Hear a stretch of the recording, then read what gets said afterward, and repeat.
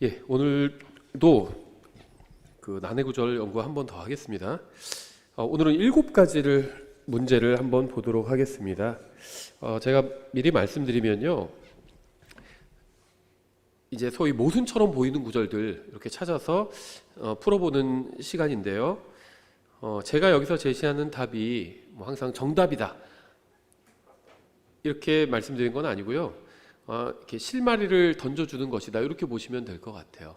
왜냐하면요, 성경엔 분명하게 좀 어려운 구절들이 있습니다. 그리고 오늘 저희가 이 시간에 다루는 이 말씀들은 좀 어려운 말씀들에 해당된다고 볼 수가 있습니다. 첫 번째, 오늘 7가지 문제를 보려고 하는데요. 첫 번째 문제는 예수님의 외모가, 예수님께서 인간의 몸으로 오셨잖아요. 그래서 예수님의 외모가 어땠을지에 대해서 좀 생각해 보려고 합니다. 성경에는 예수님의 외모에 대한 말씀들이 나오는데요. 문제는 뭐냐면 서로 모순처럼 보이는 경우가 있다는 거죠. 이게 문제죠. 일단 예수님의 모습이 아름답다 이렇게 묘사하는 말씀들이 있어요. 시편 45편 2절에 이렇게 되어 있습니다. 이 시가서는 이제 예언이 시의 형태로 된 것이다 이렇게 보시면 됩니다. 시편 45편 2절, 왕께서는 사람들의 아이들보다 더 아름다우시니 왕의 입술에 은혜가 넘치나이다. 그러므로 하나님께서 왕에게 영원한 복을 주셨나이다. 이건 본맥을 보면요, 예수님에 관한 말씀이란 걸 알 수 있어요. 예수님에 관한 예언인데 사람들의 아이들보다 더 아름다우시다고 말씀하고 있습니다. 또 아가서 5장 10절에 이렇게 되어 있어요. 나의 사랑하는 이는 희고 불구스레하니 만명 가운데 가장 뛰어나시도다. 그분의 머리는 가장 좋은 정금 같으며 그분의 머리채는 숱이 많고 까마귀같이 검도다. 이렇게 되어 있습니다. 그래서 아가서에 또 이제 사랑하는 남자, 또 왕이 나오시는데 이분에 대해서 아주 외모가 뛰어나다 이렇게 술람미 여자가 칭찬하는 구절들이 많이 나옵니다. 그래서 성경엔 이렇게 예수님의 모습에 대해서 아름다우시다, 잘생겼다 이렇게 말씀하시는 구절들이 있는데요. 또 그렇지 않다고 말하는 구절들도 있어요. 이사야서 53장이죠. 대표적인 게 이사야서 53장 2절. 그는 그분 앞에서 연한 초목같이 마른 땅에서 나온 뿌리같이 자라리니 그에게는 모양도 없고 우아함도 없으며 우리가 그를 볼 때 그를 흠모할 만한 아름다움이 없도다 이렇게 말씀하고 있습니다. 서로 모순처럼 보이죠. 복음서에는 안 나와요. 예수님의 생김새에 대해서 복음서에서는 뭐 아름답다, 아름답지 않다 이런 평가가 없습니다. 그런데 이제 이렇게 시편이나 아가서나 이사야서처럼 예수님, 초림하실 예수님, 재림하실 예수님에 대해서 예언을 하는 와중에 예수님의 외모에 대한 어떤 예언이 나오는데요. 한쪽에서는 아름답다고 그러고 한쪽에서는 아예 아름다움이 없도다라고 서로 상반되는 얘기를 하고 있다는 거죠. 물론 부활하신 예수님의 모습은 이 경우와는 완전히 다릅니다. 아름답다, 아름답지 않다 이런 차원의 문제가 아니죠. 부활하신 예수님의 모습이 이제 구약과 신약에 다 나와 있는데요. 구약은 다니엘서 7장 9절인데 이렇게 되어 있습니다. 내가 보니 마침내 그 왕자들이 무너져 내리고 재림하실 예수님이에요. 부활하시고 재림하실 예수님. 옛적부터 계신 분께서 앉아 계시는데 그분의 옷은 눈같이 희고 그분의 머리털은 순결한 양털 같으며 그분의 왕자는 맹렬한 불꽃 같고 그분의 바퀴들은 타오르는 불 같더라. 많이 본 표현이죠. 계시록에 나와 있는 것과 똑같습니다. 계시록 1장 14절 15절. 그분의 머리털은 양털같이 희고 눈같이 희며 그분의 눈은 불꽃 같고 그분의 발은 용광로에서 달군 듯한 정제된 놋 같으며 그분의 음성은 많은 물들의 소리와도 같고 이렇게 되어 있어요. 그래서 세 가지로 정리할 수 있는데요. 그 시편과 아가서에서는 예수님의 모습이 아름답다 이렇게 표현하고 있고 이사야서 53장에서는 흠모할 만한 아름다움이 없다 이렇게 얘기하고 있고 또 부활하신 예수님에 대해서는 똑같이 얘기하고 있습니다.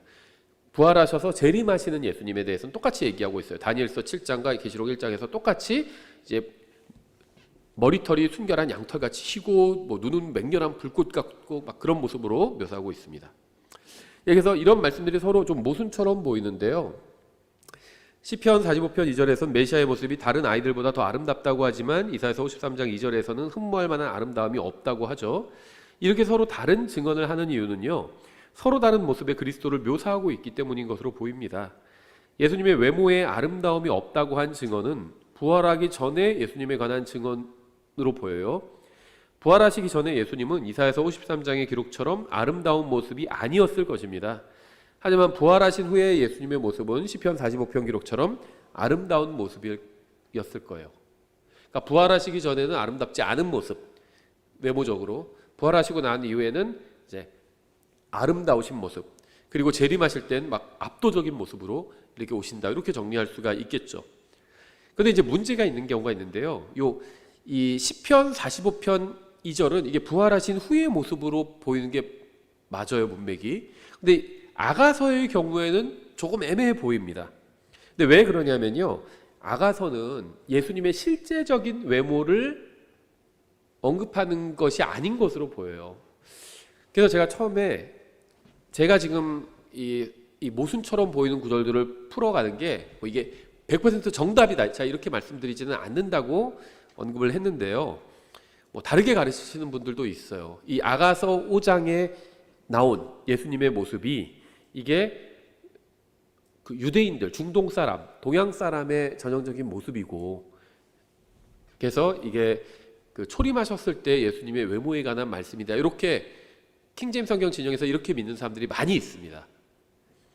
그런데 저는 그것보다는 이게 교회와 예수님의 관계를 예언적으로 보여주는 경우인 것 같아요. 그러니까 아가서는 예수님의 모습을 실질적으로 얘기하는 것이 아니라 교회와 예수님의 모습을 예언적으로 보여주는 것처럼 보입니다.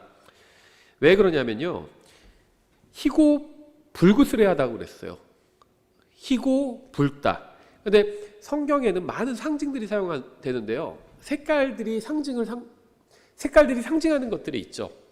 검은 것, 뭐 이거 죄를 상징하기도 하고요. 그 다음에 이 금색은 신성을 상징하기도 하고요. 붉은색은 예수님의 보혈을 상징하기도 하고요. 흰색은 아주 순결함을 상징하기도 하고요. 이 성경에서는 분명히 이 색깔을 상징으로 사용하고 있습니다. 그래서 우리가 이 희고 붉다는 말로 예수님을 묘사하고 있는데 이것이 무엇을 의미하는지 추측하는 게 그렇게 어렵지 않다는 겁니다. 흰색은 예수님의 무죄함을 상징하고요, 붉은색은 예수님의 피를 상징하겠죠. 금색은 정금 같다는 것, 금색은 예수님의 신성을 상징합니다. 그래서 아가서 5장 10절과 11절에서 이 흰색, 붉은색, 금색이 다 나와요. 나의 사랑하는 이는 희고 불구스레하니 만명 가운데 가장 뛰어나시도다. 그분의 머리는 가장 좋은 정금 같으며 그분의 머리채는 숱이 많고 까마귀같이 검도다, 이렇게 얘기하고 있습니다. 그래서 이 화자인 술람미 처녀는 이스라엘 민족을 상징하는 예루살렘의 딸들과도 다른 존재임을 볼 때 이 아가서는 교회와 그리스도의 관계를 예언적으로 보여주고 있다, 이렇게 볼 수 있을 것 같아요. 왜냐하면 여기서 나오는 이 술람미 처녀는 예루살렘의 딸들과는 또 다른 존재거든요. 예루살렘의 딸들이란 것은 이스라엘 자손을 말하는 거죠. 이 술람미 여자는 교회인 것으로 보입니다, 상징하는 게. 그리고 여기서 나온 이 희고도 붉으며 머리는 정금 같은 이 남자는 예수님을 상징하는 것으로 보입니다. 따라서 아가서에 나온 예수님의 모습에 한해서는 문자적으로 받아들이는 것보다는 상징적이고 예언적으로 받아들이는 것이 예수님을 이해하는 데 훨씬 더 도움이 될 것으로 보여요. 이사야서 53장은 좀 더 직접적이죠. 여기서는 흠모할 만한 아름다움이 없다고 얘기했고요. 예수님께서 사역을 하실 때 30세였습니다. 그렇죠? 그런데 사람들이 예수님을 보고 비판할 때는 바리새인들이 네가 50도 안 되었거늘, 이렇게 얘기했어요. 그러니까 50 언저리로 봤다는 거죠. 저도 과거 사진 보면요, 20년 전에 30살 때 사진 보면 젊더라고요. 제가 저를 봐도 젊더라고요. 근데 지금 딱 이제 50 넘어서 보니까 지금이랑 차이가 많아요. 근데 예수님을 그렇게 봤다는 겁니다. 그러니까 외모가 뛰어나지는 않았을 걸로 보입니다. 예수님께서 부활하시기 전에 인간의 몸을 타고 오셨을 때 그 외모는 그렇게 아름답지는 않았을 것으로 보입니다. 그런데 이제 예수님께서 부활하신 이후에 모습이 변하셨기 때문에 부활하신 예수님을 무덤에서 만난 마리아나 엠마오로 가는 두 제자도 주님을 알아보지 못했던 것으로 보입니다. 누가복음 24장 15절부터 16절 이렇게 되어 있어요. 그들이 함께 이야기를 나누며 추론할 때 예수님께서 친히 가까이 오사 그들과 같이 가셨으나 그들의 눈이 가려져서 그들이 그분을 알아보지 못하더라 이렇게 되어 있고 31절 그들의 눈이 열려 그들이 그분을 알아보았으나 그분께서는 그들의 시야에서 사라지셨더라 이렇게 말씀하고 있죠. 그러니까 사람을 외모로만 보고 판단하던 제자들은 처음에 부활하신 예수님을 전혀 알아보지 못했습니다. 근데 제자들이 나중에 어떻게 알아보게 되죠? 그분의 가르침을 보고 알아듣게 되죠. 그분께서 가르치실 때 우리 마음이 뜨겁지 아니하더냐 이렇게 얘기하게 되죠. 그래서 그분이 바로 예수님이었구나 이렇게 나중에 이제 알아보게 됩니다. 예수님을. 여기까지가 팩트고요. 여기에도 제가 전에도 말씀드린 적인데 제 추측을 더하면 저만의 추측은 아니에요. 다른 분도 그렇게 가르치는 분이 있습니다. 근데 저도 거기에 동의하는데 성경적 근거가 명확하지 않기 때문에 제가 추측이라고 말씀드리는데요. 부활하신 후에 예수님의 모습은 계속 변한 것으로 보여요. 왜 그러냐면 예수님께서 부활하신 이후에는 인간의 육체가 아닌 영광스러운 육체를 입으셨죠. 그래서 문이 잠겨 있어도 통과하고 들어가셨잖아요. 그러니까 부활하시기 전에는 그렇게 하지는 못하셨습니다. 않으셨어요. 그렇게 하지 않으셨어요. 그러니까 우리와 똑같은 인간의 육체였습니다. 그래서 칼에 찔리면 아프고요. 십자가에 못 박히면 피를 흘리고 죽게 되는 그런 육체였다는 거죠. 근데 부활하시고 나서는 잠긴 문도 통과해 가시고 하늘로 들림받아 올라가셨습니다. 대기권을 뚫고 셋째 하늘까지 가실 수 있는 육체니까 영광스러운 육체였겠죠. 그러면은 예수님께서 부활하시고 나서 지금까지 육체가 변하지가 않았다는 겁니다. 그렇죠? 성경에 보면 변할 포인트가 없어요. 그리고 재림하실 때도 그 육체입니다. 그러면 예수님께서 부활하실 때 입으신 육체는 예수님께서 영원 중에 거하실 그 육체라는 겁니다. 그러니까 이미 영광스러운 육체예요. 그런데 부활하시고 나서는 처음에 제자들은 예수님을 알아보지 못했습니다. 그런데 나중에 제가 이제 계시록도 인용했는데 계시록에 보면 요한에게 나타나실 때는 양털 같은 머리와 정금 같은 얼굴 발과 그런 압도적인 모습으로 나타났어요. 정말 사람이 상상할 수도 없는 그런 신적인 압도적인 모습으로 나타나셨습니다. 그래서 그 사랑하시던 제자, 가장 친하게 지내던 요한조차도 그 앞에서 죽은 자처럼 될 정도로 압도적인 모습으로 제가 압도적이다 이렇게밖에 말할 수 없을 정도로 엄청난 모습으로 나타나셨습니다. 그런데 예수님의 부활하신 육체는 본질적으로 같을 거라는 거죠. 그러면은 예수님께서 부활하신 이후에는 모습을 자유자재로 변형하실 수 있지 않았을까 그렇게 추측을 하는 겁니다. 왜 그런 쓸데없어 보이는 추측을 하냐 하면 예수님의 모습이 부활하신 이후에는 고정되어 있다면 그 모습을 보고 기억한 사람들이 그림을 그릴 거 아니에요. 그 그림을 그려서 또 그걸 숭배를 하겠죠. 그래서 예수님께서 그걸 막기 위해서 부활하신 모습이 계속 변했을 겁니다. 그럼 어떤 그림으로 확정해서 그릴 수가 없어요. 모습이 계속 바뀌면은. 이건 저의 추측입니다.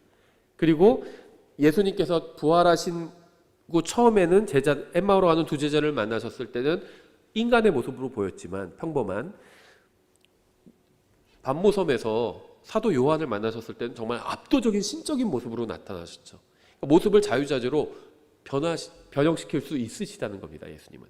그래서 부활하신 후의 모습은 확정할 수가 없다는 거예요. 그래서 결론적으로 정리하면 다윗의 아들로 오신 그리스도의 외모에는 흠모할 만한 것이 없었지만 부활해서 하나님의 아들의 모습이 되신 그리스도의 외모는 우아함과 아름다움과 놀라움과 모든 걸 압도하는 그 자체였을 거라고 생각할 수 있을 것 같습니다. 그 다음에 좀 이상해 보이는 구절들이 있는데요. 지금 신명기 강해가 끝나면 그 후속으로 할지 아니면 주일 설교 아마 그 후속으로 주중에 하면서 신명기 강해가 한 9월이면 끝나요. 그리고 민수기는 지금 5월 말 6월 초면은 나올 것 같습니다. 그리고 신명기 강해 9월에 끝나면 아마 올 말이나 내년 초 이렇게 출간 계획을 세우고 있는데요. 그 신명기 강의 끝나면은 잠언을 이어서 하려고 하는데 이제 주중 모임에도 하고 그다음에 주일에도 하게 될 것 같아요. 잠언이 굉장히 풍부하거든요. 그리고 또 잠언이 굉장히 어렵습니다. 이상해 보이는 말들이 많아요. 문맥이라는 게 있잖아요. 구약 성경은 주로 역사로 이루어졌죠. 그럼 역사는 쭉 이어지는 문맥이 있어요. 이해하기가 쉽습니다. 그렇죠? 어느 구절 하나가 이해가 안 돼도 앞뒤 문맥을 통해서 이해할 수 있고요. 신약은 이제 복음서와 서신서로 이루어져 있는데 이것 역시도 문맥이 있습니다. 물론 잠언에도 문맥이 있겠죠. 그런데 하나씩 튀는 구절들이 너무 많아요. 왜냐하면 격언들을 모아서 만든 거잖아요. 잠언이란 게, 이 잠언이란 책 자체가 잠언들, 격언들을 하나하나 붙여서 만든 거거든요. 그러다 보니까 튀는 게 많아요. 그리고 이게 뭔 의미지? 라고 생각할 만한 것도 많고 오역도 많습니다. 영어 성경도 그렇고 한글 성경들도 그렇고 서로 완전히 다르게 번역된 부분도 굉장히 많다는 겁니다. 그래서 잠언이 좀 어려운데요. 그래서 한번 도전을 해볼까 이렇게 고민을 하고 있습니다. 그런데 지금 볼 구절이 잠언 6장 16절인데요. 비슷한 스타일의 구절들이 나와요. 제가 여기서도 지금 내가 확답을 주겠다는 게 아니라 한번 풀어보자는 겁니다. 잠언 6장 16절 이렇게 되어 있습니다. 주께서 이 6가지를 미워하시며 참으로 7가지가 그분께 가증한 것이니. 이해되세요? 이해가 되세요?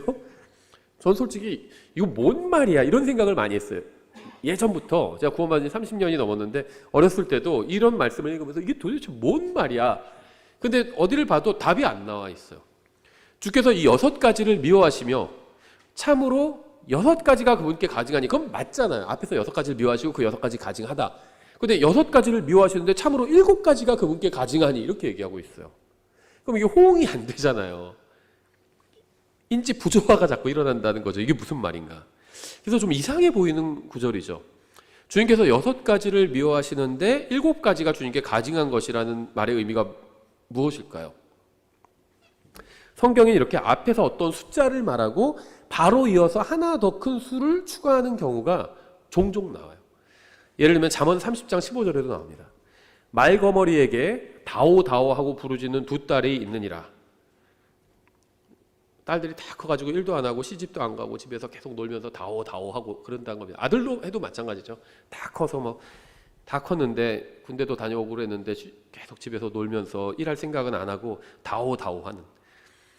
말거머리에게 다오다오 하고 부르짖는 2딸이 있느니라. 결코 만족하지 못하는 3가지가 있으며 참으로 4가지가 충분하다 하고 말하지 아니하니라. 그러면 만족하지 못하는 것이나 충분하지 하다 하고 말하지 않는 것이나 같은 거죠. 만족하지 못하는 것이나 충분하다고 하지 않는 것이나 같은 거예요. 그런데 만족하지 못하는 것 3가지가 있으며 4가지가 충분하다 하고 말하지 아니하느니라. 자, 읽은 잠언 6장 16절과 비슷하죠. 또 잠언 30장 18절에 내게 너무나도 놀라운 것 3가지가 있으며 참으로 내가 알지 못하는 것 4가지가 있나니. 놀라운 거 3가지가 있으면 알지 못하는 거 3가지가 있다 이러면 좋은데 놀라운 거 3가지가 있으면 참으로 알지 못하는 것 4가지가 있나 이렇게 말씀하고 있어요.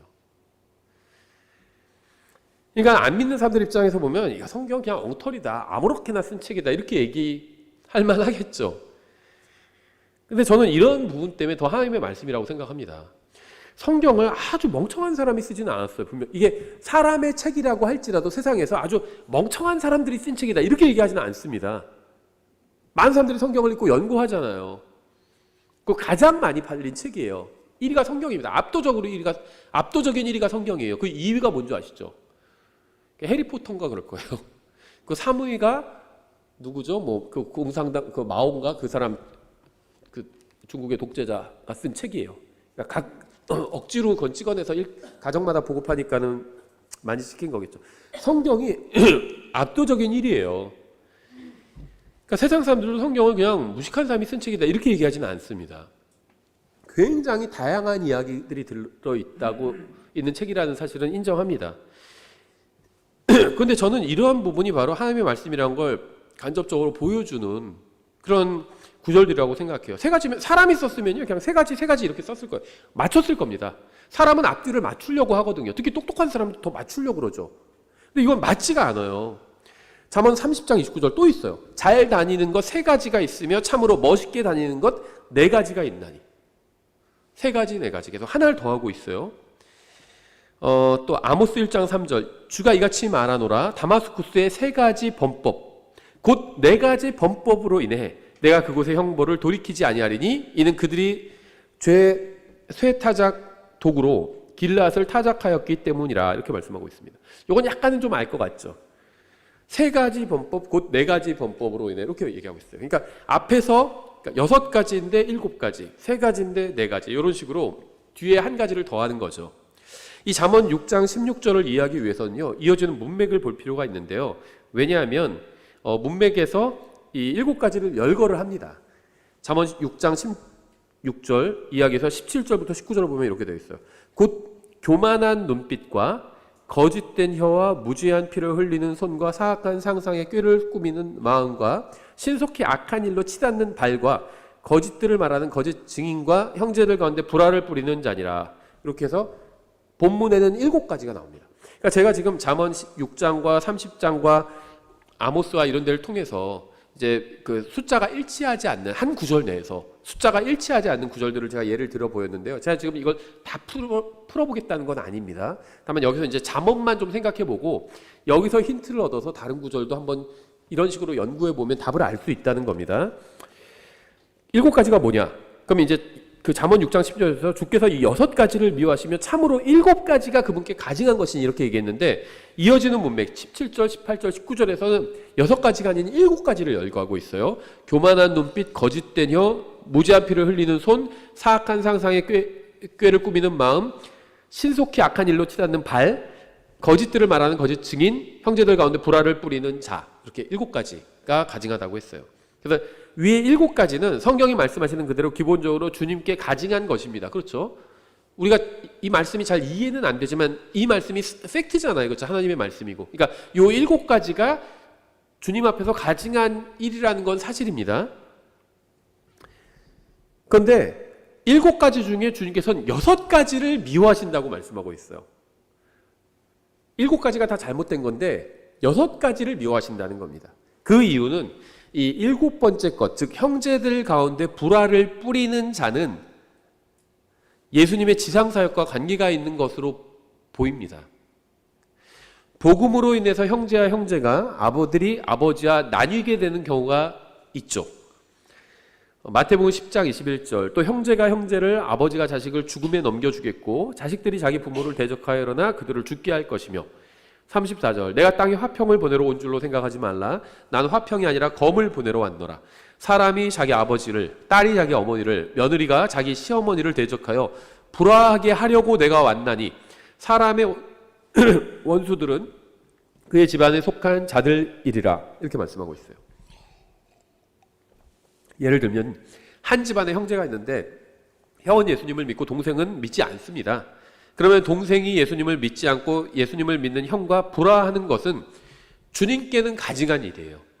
하지만 형이 예수님을 믿는 믿음으로 인해 동생과 불화하는 것은 주님께서 미워하시는 일은 아닙니다. 그러니까 뭐냐면 이 불화하는 게 가증한 일이면서 동시에 하나님께서 미워하지 않으시는 일일 수가 있다는 겁니다. 이해하시겠어요? 자, 예를 든 거죠. 형은 예수님을 믿어요. 동생은 예수님을 믿지 않아요. 그래서 예수님 얘기만 나오면 서로 불화를 합니다. 근데 동생이 예수님을 믿지 않기 때문에 형과 불화하는 것은 하나님 앞에 가증한 일이라는 겁니다.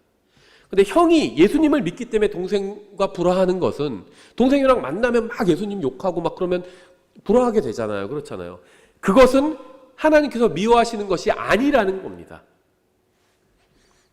그래서 앞서 언급한 이와 유사한 구절들도 모두 이런 식으로 해석하면 모순처럼 보이는 문제가 해결될 수 있다는 겁니다. 그러니까 우리가 이해가 안 된다고 해서 이걸 모순이라고, 잘못된 구절이라고 말할 수는 없다는 거, 이유가 있다는 겁니다. 그런데 이 잠언 6장 16절 같은 경우에는 그런 이유로 보여요. 6가지를 미워하시는데 7가지가 주님 앞에서 가증하다. 그러면 마지막 7번째가 뭔가 이유가 있는 거겠죠. 근데 그게 하필 불화하는 거라는 겁니다. 불화하는 것. 근데 불화하는데 이유가 있겠죠. 하나님을 미워하는 사람과 하나님을 사랑하는 사람은 불화할 수밖에 없어요. 그렇죠? 그럼 하나님을 미워하는 사람으로, 그 사람이 불화하는 그 이유로는 하나님께서 그 사람에게 가증히 여기신다는 것이고요. 하나님을 사랑하기 때문에 세상과 불화하는 사람은 하나님께서 미워하시지는 않는다는 겁니다. 그래서 로마서 12장 18절에서 이렇게 말씀하고 있어요. 가능하다면 너희가 할 수 있는 대로 모든 사람과 화평하게 지내라. 전 이 말씀에서 핵심 단어가 가능하다면이라고 생각합니다. 가능하다면. 불가능할 수 있어요. 가능하면 사람들과 친하게 지내야 됩니다. 화평하게 지내야 돼요. 왜 그렇죠? 그래야 내가 복음을 전할 수 있잖아요. 그게 우리의 가장 큰 사명이거든요. 제가 여러 번 말씀드리지만 여러분 주위에 있는 구원받지 못하는 사람들이 있잖아요. 친구건 가족이건 뭐 직장 동료건 간에 구원받지 못하는 사람이 있잖아요. 그 사람들이 바로 여러분의 사명입니다. 그러니까 우리가 이 세상에 존재하는 데는 여러 가지 이유가 있어요. 특히 구원받은 이후에도 즉시 하나님께로 가지 않고 이 세상에 남아있는 이유는 여러 가지가 있습니다. 근데 그 여러 가지 중요한 이유 중에 하나가 내 주변에 있는 구원받지 못한 사람에게 하나님께서 나를 통해서 복음을 전하게 하시려고 나를 이 세상에 두신 거거든요. 그래서 가능하면 화평하게 지내야 됩니다. 복음을 전하려면 화평하게 지내야 돼요. 그래서 제가 양보할 수 있는 건 다 양보해라, 이런 얘기를 하는 겁니다. 정치적인 견해가 달라요. 요즘 막 대선 기간이니까 이제 뜨겁죠. 그럼 그거 막 이겨먹으려고 하지 마시고 져주세요. 좀 지면 어때요, 그거? 막 나랑 다른 정치적인 견해를 막 주장하고 막 그래요. 이거 설득 안 되거든요. 설득 안 돼요, 잘. 내가 어떤 정당 누구를 지지해야 된다는 이유를 쫙 5가지 얘기하면 여기는 또 그거 반대하는 이유 10가지 나와요. 설득이 안 됩니다. 저주라는 겁니다. 왜? 가장 중요한 얘기를 내가 해야 되기 때문에. 복음은 져줄 수가 없잖아요. 예수님이 욕하는데 내가 거기에 맞장구 쳐줄 수 없어요. 그거는. 그렇죠. 그거는 내가 질 수 없기 때문에 나머지는 다 양보하는 겁니다. 예수님과 관련된, 복음과 관련된 거 빼고는 다 내가 져주는 거예요. 그럼 그 사람도 내가 복음을 전할 때 함부로 하지 못하거든요. 자기가 얘기할 때 내가 다 져줬잖아요. 그럼 부채의식이 생기죠. 이게 바울이 내가 약한 자에겐 약한 자처럼, 강한 자에겐 강한 자처럼, 유대인에겐 유대인처럼, 유대인 아닌 사람에겐 유대인이 아닌 사람처럼 돼 있던 이유예요. 그런 거 중요하지 않다는 겁니다, 바울은. 예수님을 전하기 위해서 다 양보했다는 거죠. 우리도 그렇게 해야 된다는 겁니다. 그래서 근데 가능하면 그래서 화평하게 지내는 건데 가능하지 않은 경우가 있어요. 그 사람이 계속 예수님 욕하고 그러면 그 사람과는 더 이상 화평하게 지낼 수가 없는 겁니다. 그렇죠. 복음을 짓밟고 막 예수님을 조롱하고 계속 그러면 그 사람과 더 이상 어떻게 화평하게 지내요? 그냥 관계를 끊을 수밖에 없는 거죠. 예, 그래서 상대방이 끝까지 주님을 거부하고 화평하게 지내기를 거부하면 그 사람과 화평하게 지낼 수가 없는 겁니다. 예, 그래서 좀 성경에서 저는 이런 게 조금 이해하기는 어려운 구절이라고 생각하는데, 이해하기 어려운 구절인데 우리가 한번 이유를 나름대로 성경을 연구하면서 찾아볼 수는 있다는 겁니다. 세 번째, 이거보다는 좀 더 이제 쉬운 문제인데요. 하나님의 음성을 같은 공간에 있는데 들은 사람도 있고 듣지 못하는 사람도 있는데 이것도 이제 모순처럼 보이기도 하죠. 대표적인 예가 바로 사도행전 9장에 나오죠. 사도행전 9장에서 사울은 교회를 핍박하기 위해서 다마스쿠스로 가다가 빛으로 오신 예수님을 만나게 됩니다. 그 과정에서 그는 음성을 듣게 됩니다. 예수님은 빛으로 나타나시죠. 예수님은 세상의 빛이시고요. 바울에게 빛으로 나타나십니다. 근데 그 과정에서 이제 음성을 듣게 되는데요. 사도행전 9장 7절입니다. 그와 함께 길을 가던 사람들은 음성만 듣고 아무도 보지 못한 채 말을 못하고 서 있었으며, 이렇게 말씀하고 있어요. 여기서 음성만이 이제 보이스입니다. 영어로는. 여러 번 이제 성경 문제 나올 때마다 말씀을 드렸지만, 우리나라 말엔 부정관사가 없죠. 정관사는 있어요. 정관사는 그냥 그라고 하면 되죠. 특정하면 되니까. 그것 하면서, 그렇죠. 그 사람, 더 맨 하고 특정할 수가 있어요. 근데 어느 부정관사는 우리나라 말에서는 이렇게 활용되는 말이 아닙니다. 보이스를 한 사람 이렇게 번역하진 않아요. 그렇죠? 원맨과 그럼 대치되잖아요. 어떤 사람, 그러니까 한 사람, 어떤 사람 이런 의미인데 그걸 그렇게 번역하지는 않는다고 합니다. 거기에 그냥 사람이 있었어 이렇게 얘기하지. 그래서 여기서 어를 번역하지 않았습니다. 그러니까 우리 흠정역 같은 경우에는 부정관사 번역하지 않았어요. 대부분. 그건 대부분 맞죠. 부정관사는 우리나라 말에 없으니까 번역 안 한 겁니다. 맞아요. 근데 표준킹은 부정관사를 다 번역해야 한다 이렇게 주장을 했죠. 그런데 실제적으로 100% 다 하지도 않았어요.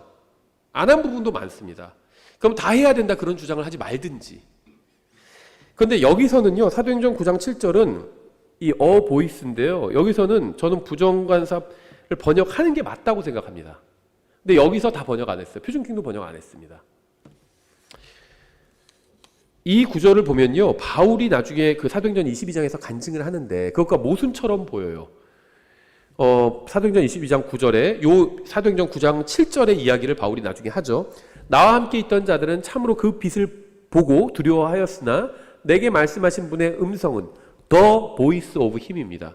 내게 말씀하신 분의 음성은 듣지 못하였더라 이렇게 얘기하고 있습니다. 여기서는 정관사로 얘기하고 있죠. 특정해서 얘기하고 있어요. 왜냐하면 예수님의 음성, 그 음성이니까 The Voice of Him입니다. 그런데 사도행전 9장에서는 Voice입니다. 어떤 음성이에요? 어떤 음성?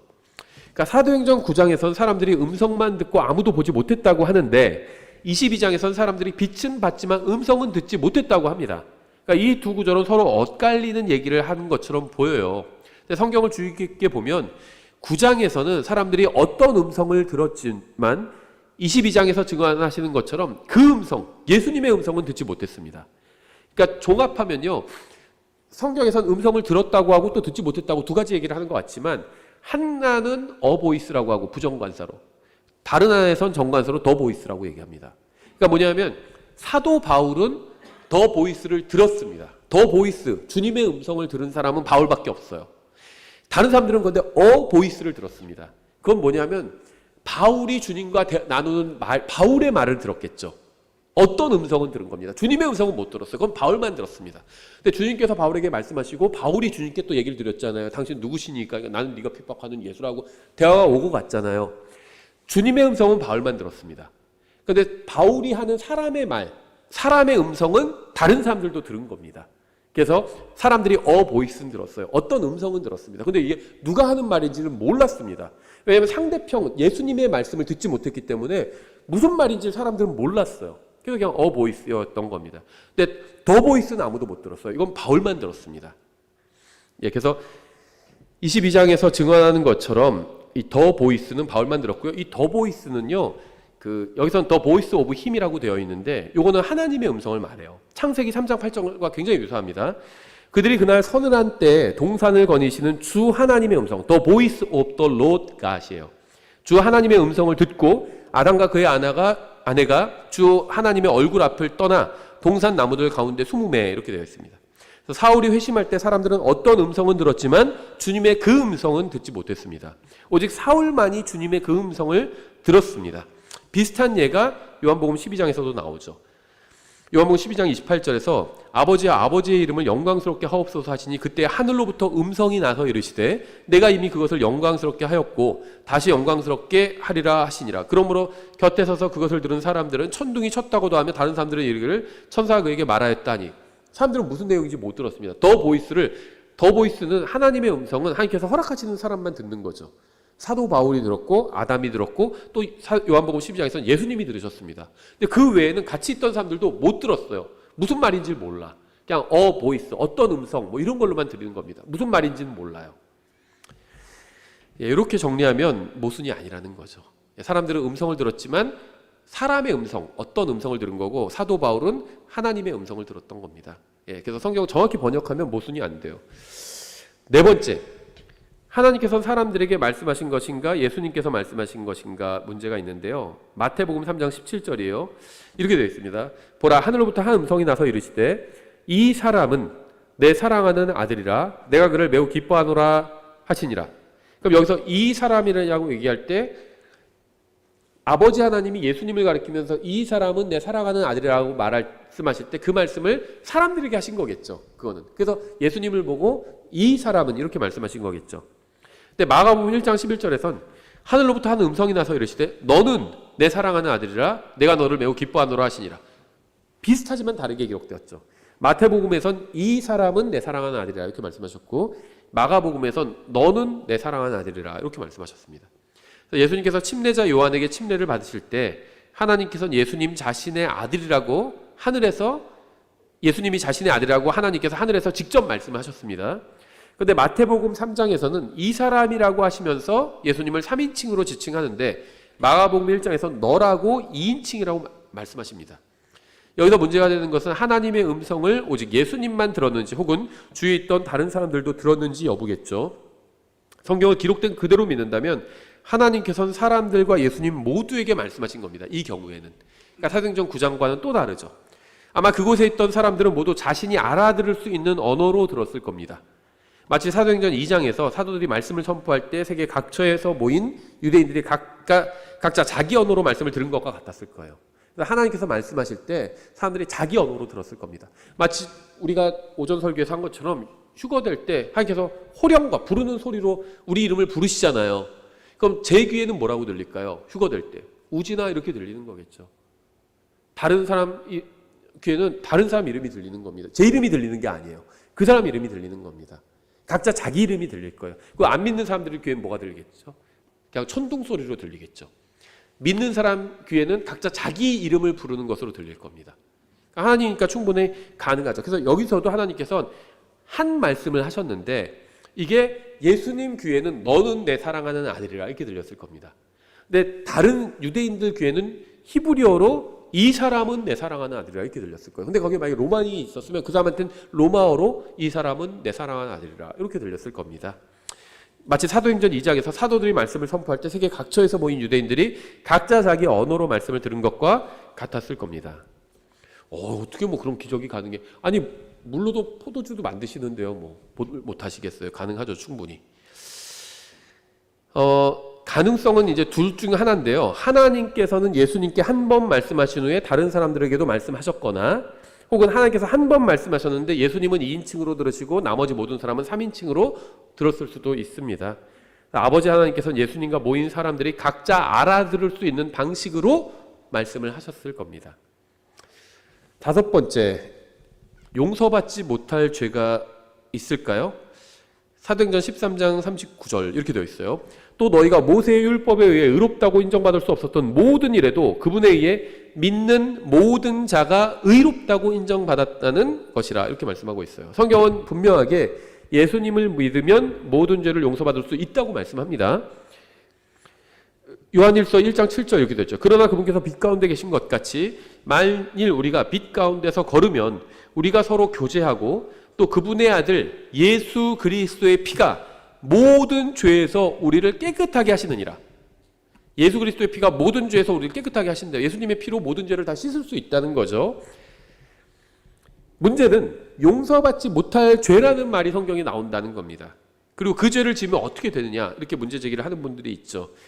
마태복음 12장 31절 32절에 이렇게 되어 있습니다. 그러므로 내가 너희에게 이르노니 온갖 종류의 죄와 신성 모독은 사람들이 용서받지만 성령님을 대적하여 신성 모독하는 것은 사람들이 용서받지 못하며, 또 누구든지 사람의 아들을 대적하는 말을 하면 그는 용서받지만 누구든지 성령님을 대적하여 말하면 이 세상에서나 오는 세상에서나 그는 용서받지 못하리라 이렇게 되어 있습니다. 또 마가복음 3장 29절 30절 보면 성령님을 대적하여 신성 모독하는 자는 결코 용서받지 못하며 영원한 정죄의 위험에 처해 있느니라 하시니라. 이는 그들이 말하기를 그가 부정한 영에 사로잡혔다 하였기 때문이더라. 먼저 우리는 용서받지 못하는 죄가 무엇인지 좀 살펴봐야 되는데요.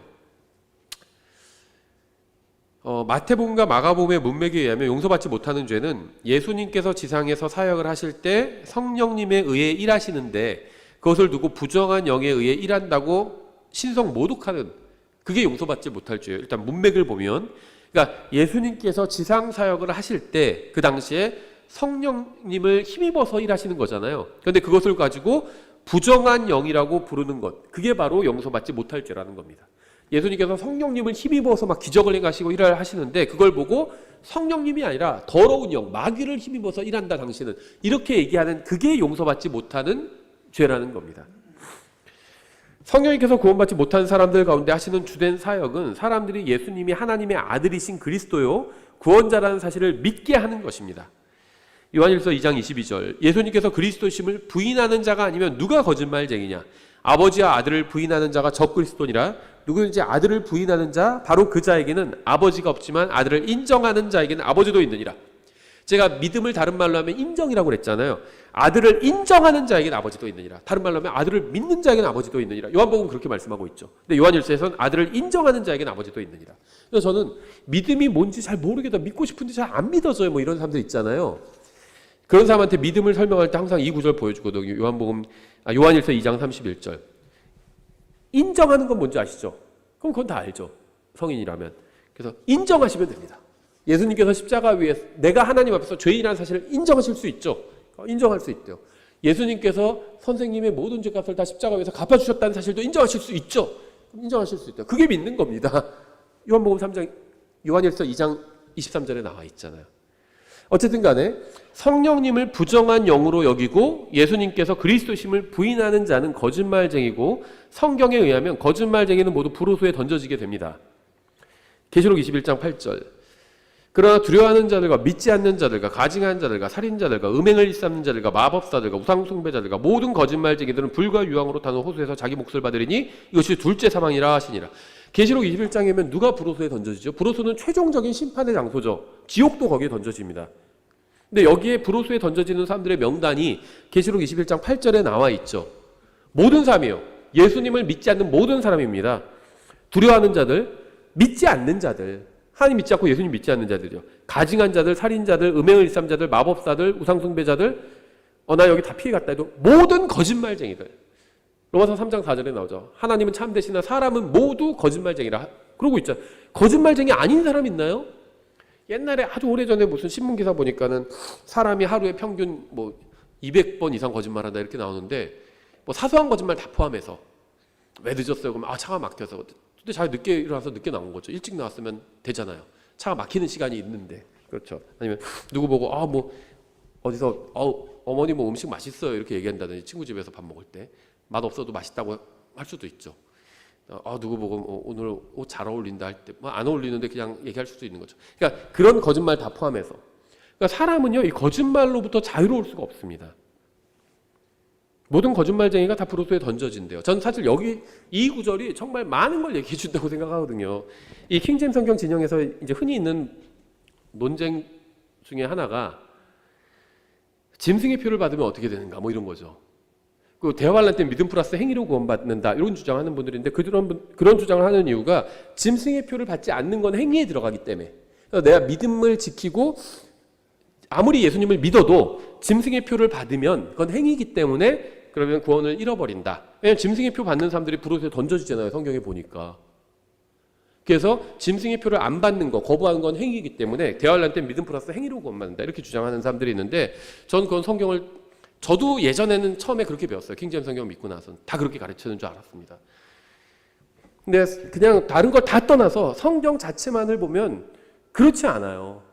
왜냐하면 계시록에 보면 짐승의 표를 받는 사람들이 다 불과 유황으로 타는 호수에 던져지더라 이렇게 돼 있는 건 사실입니다. 짐승의 표를 받는 사람이 브로스에 던져진다고 기록되어 있어요. 계시록에 분명히. 근데 그것만 기록되어 있는 게 아니라 거짓말쟁이들 다 브로스에 던져진다고 기록되어 있잖아요. 거짓말쟁이 다 던져진대요. 그건 뭐라고 그러죠? 거짓말을 한 번이라도 한 적 있으면 거짓말쟁이에요. 살인을 한 번이라고 한 적 있으면 살인자죠. 살인 한 번 갖고 무슨 살인자야 너무하네 이렇게 얘기하는 사람 없어요. 살인을 한 번이라도 하면 살인자입니다. 하나님 앞에서 유죄예요. 유죄. 도둑질을 한 번이라도 한 적 있으면 도둑놈입니다. 유죄죠. 절도죄에 대해서 유죄인 거예요. 거짓말을 한 번이라고 한 적 있으면 거짓말쟁이인 겁니다. 하나님 앞에서는. 그럼 거짓말을 한 번이라도 한 사람은 어떻게 되죠? 계시록 21장 8절에 의하면 브로스에 던져집니다. 그럼 여기서 벗어날 수 있는 사람은 아무도 없어요. 그럼 이렇게 얘기하면 뭐라고 하죠? 그거는 예수님을 믿으면 다 용서받을 수 있는 죄지. 짐승의 표도 마찬가지죠. 그러면 짐승의 표를 받으면 브로스에 던져진다고 돼 있어요. 팩트예요. 그건. 근데 그뿐만 아니라 거짓말쟁이들도 브로스에 던져진다고 되어 있습니다. 그것도 팩트예요. 그러면 사람들이 이 구절을 보면 그건 아니야. 거짓말해도 예수님을 믿으면 브로스에 던져지진 않아. 이렇게 얘기합니다. 그럼 짐승의 표 받아도 마찬가지죠. 그렇지 않나요? 그러니까 제가 지금 확정적인 교리를 얘기하는 게 아니라 똑같은 논리로 얘기하는 겁니다. 그런 주장을 하는 사람들한테. 킹제임스 성경 진영에 많아요. 짐승의 표 받으면 브로스에 던져진다. 저도 나중에 대화할 때 짐승의 표를 받는 사람들은 브로스에 던져진다고 다 믿습니다. 근데 그 사람들은 예수님을 믿지 않는 사람들이라고 저는 믿어요. 그럼 예수님을 믿는 사람이 짐승의 표를 받으면 어떻게 되는가? 그런 일은 일어나지 않는다고 생각합니다. 저는. 이거나 똑같아요. 하늘나라에 갔는데 거기서 쫓겨나면 어떻게 되는가? 그런 일은 일어나지 않아요. 예수님을 믿는 사람은 모든 죄가 다 용서받습니다. 요한일서에 나오잖아요. 예수 그리스도의 피가 모든 죄로부터 우리를 깨끗하게 하느니라 말씀하고 있잖아요. 그러면 거짓말하는 거 죄죠. 예수님의 피로 용서받을 수 있어요. 거짓말하는 죄도 깨끗하게 씻을 수 있습니다. 살인하는 죄, 그것도 더 큰 죄죠. 그럼 생각해보세요. 짐승의 표를 받는 게 죄예요. 그렇죠. 뭐에 들어가는 죄일까요? 짐승의 표가. 굳이 나중에 우상숭배에 들어가는 죄죠. 우상숭배한 사람은 구원받을 수 있나요? 구원받을 수 있어요. 그렇죠. 짐승의 표 마찬가지겠죠. 다만 계시록 대환란 시대에는 예수님을 믿는 사람들은 짐승의 표를 받지 않을 것입니다. 전 그렇게 확신해요. 이 마태복음이나 사도행전은 교리서가 아닙니다. 그래서 마태복음, 예를 들면 복음서에서 용서받지 못할 죄 이런 게 나와서 이걸 갖고 막 교리를 세우면요 엉터리 교리가 나오게 돼요. 성경의 아주 중요한 큰 맥과 뒤틀리게 됩니다. 성경의 중요한 큰 맥은 뭐죠? 처음부터 성경이 막 창세기부터 지금 속된 말로 빌드업을 한다고 하잖아요. 해오는 게 뭐죠? 어린 양의 피로 하나님께 받아들여질 수 있다는 거잖아요. 왜 가인은 거부하시고 아벨을 받아주셨어요? 하나님께서. 아벨은 양쳤어요. 목동이었어요. 그것도 힘들죠. 뭐 목동도 거주하는 건 아니죠. 근데 가인은 농사꾼이었어요. 그럼 농사 참 쉽게 한다 이렇게 얘기하지 않잖아요. 밥 흘리면 뭐라고 하죠? 야, 농부가 그냥 1년 동안 땀 흘려가지고 열심히 일해서 만든 이 곡식을 네가 이렇게 함부로 흘리거나 버리면 돼? 막 이러셨잖아요. 옛날 어른들이. 농부가 거저되는 게 아니잖아요. 가인도 열심히 일했습니다. 근데 왜 받아주지 않으셨죠? 가인이 열심히 해서 수확한 농산물은 인간의 행위를 상징하죠. 자랑한 겁니다. 하나님 앞에서 제가 이렇게 열심히 수고해서 제가 여기서 주님께도 좀 드리겠습니다. 이렇게 한 거죠. 근데 아벨은 뭐였죠? 아담과 이브 엄마 아빠한테 얘기를 들었을 거 아니에요. 하나님 말씀 어기고 죄를 지었을 때 하나님께서 어린 양을 죽여서 가죽 옷을 만들어서 우리를 부끄러운 몸을 덮어주셨다. 하나님 앞에 나아갈 때는 반드시 어린 양의 피를 가지고 나가야 된다. 얘기해 주셨겠죠. 그래서 가인은 하나님의 말씀을 믿지 않은 겁니다. 아담과 이브에게 주신 말씀을 믿지 않고 거부하고 그냥 자기 생각대로 종교를 만들어낸 거예요. 근데 아벨은 그 말씀을 믿어서 어린 양의 피를 가지고 하나님 앞에 나왔죠. 이게 지금 창세기부터 하는 얘기잖아요. 쭉 계속 하는 얘기입니다. 성경은 관통하는 얘기예요. 예수 그리스도의 피가 결국 성경이 하고 싶은 말은 뭐죠? 예수님의 피가 모든 죄로부터 우리를 깨끗하게 할 수 있다는 그 얘기를 하고 싶은 겁니다. 그렇죠. 가인과 아벨 얘기를 통해서 이 가인과 아벨 사건을 통해서 하나님께서 왜 그 사건이 성경에 기록되게 하셨죠? 예수님의 피 얘기를 하고 싶으신 거예요. 그게 성경의 핵심 교리고요. 로마서에서 정확하게 얘기하고 있죠. 그런데 그거는 다 지워버리고 그냥 봐봐 거짓말하면 지옥에 간대.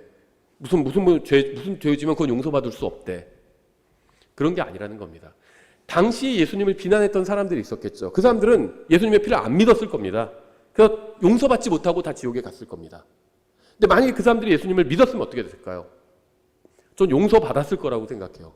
그런데 그런 사람은 아무도 없었을 겁니다. 그래서 용서받지 못할 짓을 하고 용서받은 사람은 아무도 결과적으로 없었어요. 이거나 똑같아요. 마귀가 만약에 회개하고 예수님 믿으면 어떻게 됐을까요? 모르죠. 구원받았을 수도 있겠죠. 하지만 그런 예가 없죠. 마귀는 희한하게 예수님한테 벌 받을 걸 좀 연기해 주세요. 이런 얘기는 요청은 해도 내 죄를 용서해 주십시오. 이런 요청은 한 적이 없어요. 그렇죠. 마귀가 예수님 앞에 용서를 구하면 어떻게 되었을까? 라고 의문을 제기할 수는 있지만 실제적으로 예수님 앞에 나와서 용서를 구한 마귀가 없습니다. 다 하나도 없어요. 그래서 그런 의문 자체를 가질 필요가 없다는 거죠. 짐승의 표를 받은 사람 중에 예수님을 믿은 사람이 없을 겁니다. 안 믿는 사람들이 다 짐승의 표를 받을 거예요. 그래서 짐승의 표를 받고도 예수님을 믿으면 어떻게 될까? 그런 거는 없을 겁니다. 크면서 작은 것은 있을까? 뭐 그런 질문과 똑같다고 봐요. 따뜻한 뭐 아이스 아메리카노 뭐 그런 거 얘기하잖아요, 요즘. 그런 거 좀 불가능한 얘기라고 생각합니다. 예, 그래서 마태복음이나 사도행전은 교리서가 아니에요. 여기서 자꾸 막 무슨 환란 교리, 뭐 무슨 교리 이런 거 만들려고 하면 안 됩니다. 계시록도 교리서가 아니라 예언서입니다. 있었던 일을 앞으로 일어날 일을 있었던 일을 보여주듯이 그렇게 보여주는 겁니다. 모세를 데리고 가서 하나님께서 창세기의 창조를 보여주셨잖아요. 요한을 데리고 가서 마지막에 있을 일들을 보여주신 겁니다. 물론 이러한 책들에도 교리가 있지만 언제나 서신서들과 비교해 봐야 합니다. 특히 구원 교리는 로마서에 잘 정리되어 있어요. 신약교회 교리는 서신서에 있습니다. 서신서에서 확정적으로 말씀하신 것과 일치하면 복음서나 사도행전에 나온 말씀도 교리가 될 수 있어요. 하지만 서신서와 일치하지 않으면 복음서나 사도행전에 나온 말씀을 근거로 교리를 세우면 이단적인 교리를 만들게 됩니다. 복음서, 사도행전, 요한계시록에 나오는 걸 갖고 교리를 세우면, 특히 구원 교리를 세우면 이단 교리가 나오게 돼요. 구원 교리는 어디서? 마태복음이나 계시록이 아니라 로마서에서. 모든 시대의 모든 사람에 대한 구원 교리를 로마서에서 정리하고 있어요. 어디서부터 시작해서? 아담으로부터 시작해서 마지막 아담까지, 첫 아담부터 마지막 아담까지 다 정리해주고 있습니다. 예, 6번째, 명패에 쓰인 글이 일치하지 않죠. 예수님께서 십자가에 달리셨을 때 명패에 예수님의 죄명이 기록되어 있었는데요. 문제는 복음서마다 명패에 기록된 죄명을 서로 다르게 기록하고 있다는 겁니다. 마태복음 27장 37절에서 그분의 머리 위에 이 사람은 유대인들의 왕 예수라고 적혀 있는데 그분에 대한 고소 명목을 붙였더라. 마가복음 15장 26절 그분에 대한 고소 명목이 명시된 그분 위에 달린 글에는 유대인들의 왕이라고 적혀 있더라. 또 누가복음 23장 38절 또한 그분 위에 달린 글에는 그리스어와 라틴어와 히브리어로 이 사람은 유대인들의 왕이라고 적혀 있더라. 또 요한복음 19장 19절 빌라도가 명패를 써서 십자가 위에 붙였는데 그것의 글은 유대인들의 왕 나사렛 예수더라. 사복음서가 다 서로 다르게 기록하고 있습니다. 명패에 적힌 글을 정리하면요, 이 사람은 유대인들의 왕 예수 마태복음, 유대인들의 왕 마가복음, 이 사람은 유대인들의 왕 누가복음, 유대인들의 왕 나사렛 예수, 이건 요한복음. 서로 다 달라요. 고소 명목은 그리스어, 라틴어, 히브리어 세 언어로 기록되어 있었습니다. 기록된 내용 전체는 모두 동일했을 겁니다. 다만 각 복음서에선 자신의 기록 목적에 따라서 일부만 인용했을 겁니다. 명패에 적힌 고소 명목이 전체는 다음과 같았을 거예요. 이 사람은 유대인들의 왕 나사렛 예수. 그럼 여기서 한 부분씩만 취한 겁니다. 각 복음서가. 그래서 전체 문장에서 각 복음서의 기록자는 필요한 부분만 인용한 것으로 보입니다. 마지막으로 7번째, 사람은 하나님을 볼 수 있을까요? 없을까요? 출애굽기 24장을 먼저 보면 이렇게 되어 있습니다. 출애굽기 24장 9절 그때 모세와 아론과 나답이 아비우와 이스라엘의 장로 70명이 올라가 이스라엘의 하나님을 보았는데 70명 이상이 하나님을 봤죠 벌써. 그분의 발밑은 마치 사파이어 보석으로 포장한 것 같았고 그것의 청명함은 마치 하늘의 본체 같았더라. 그분께서 이스라엘 자손의 고귀한 자들에게 자신의 손을 대지 아니하셨으므로 그들도 하나님을 보았으며 먹고 마셨더라. 이렇게 말씀하고 있죠. 출애굽기 24장에서는 이스라엘의 장로 70명이 하나님을 보았다고 말씀합니다. 하지만 성경에서는 아무도 하나님을 볼 수 없다는 말씀도 있죠. 요한복음 1장 18절이죠. 아무도 어느 때나 하나님을 보지 못하였으되 아버지 품속에 계신 독생자께서 그분을 밝히 드러내셨느니라. 하나님을 볼 수 없는 이유는 하나님이 영이시기 때문이죠. 요한복음 4장 24절 하나님은 영이시니 그분께 경배하는 자들은 반드시 영과 진리로 그분께 경배할지니라 하시니라. 어떤 증언이 맞을까요? 어떤 사람이 하나님을 볼 수 있을까요? 없을까요? 사람은 하나님을 볼 수 없지만 인간의 형태로 나타나시는 아들 하나님을 볼 수는 있습니다. 항상 하나님은 영이세요. 근데 인간의 형태, 인간 비슷한 형태, 막 발이 뭐 수정 같고 뭐 사파이어 같고 그것도 인간 비슷한 형태예요. 그런 인간 비슷한 형태로 나타나실 때는 항상 아들 하나님이 나타나시는 겁니다. 그래서 이러한 사실은 구약이든 신약이든 모두 해당됩니다.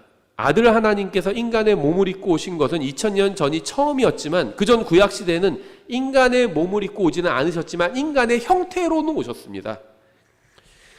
다니엘서 3장 24절에 나오죠. 그때 느부갓네살 왕이 심히 놀라서 급히 일어나 자기 조언자들에게 말하여 이르되 우리가 세 사람을 결박하여 불 가운데로 던지지 아니하였느냐 하니 그들이 왕에게 대답하여 이르되 오 왕이여 그러하니이다 하매 그가 응답하여 이르되 보라 내가 보니 결박이 풀린 네 사람이 불 가운데서 걷고 있는데 그들이 아무에도 있지 아니하였고 그 넷째의 형체는 하나님의 아들과 같도다 하더라. 항상 사람의 모습 비슷하게 나타나는 건 다 아들 하나님이라고 보시면 됩니다. 2000년 전에 초림하시기 전에도 예수님께서 이 세상에 오셨었어요. 다만 인간의 몸은 아니고 인간의 몸과 비슷한 형태로 오셨다는 겁니다. 예수님은 하나님의 정확한 형상이십니다.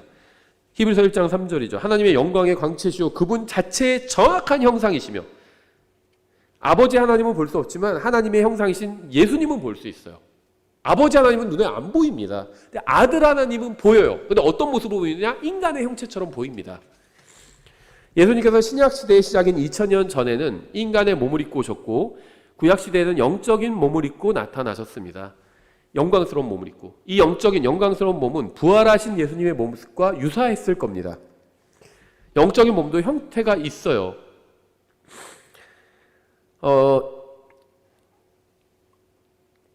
이 누가복음 24장 39절에서 내 손과 내 발을 보고 바로 나인 줄 알라. 나를 만지고 또 보라. 영은 살과 뼈가 없지만 너희가 보는 바 같이 나는 있느니라 하시니라. 영이 살과 뼈가 없다고 한 것은 아예 몸이 없다는 의미는 아닙니다. 천사들은 영인데 살과 뼈는 없지만 몸은 있어요. 그렇죠?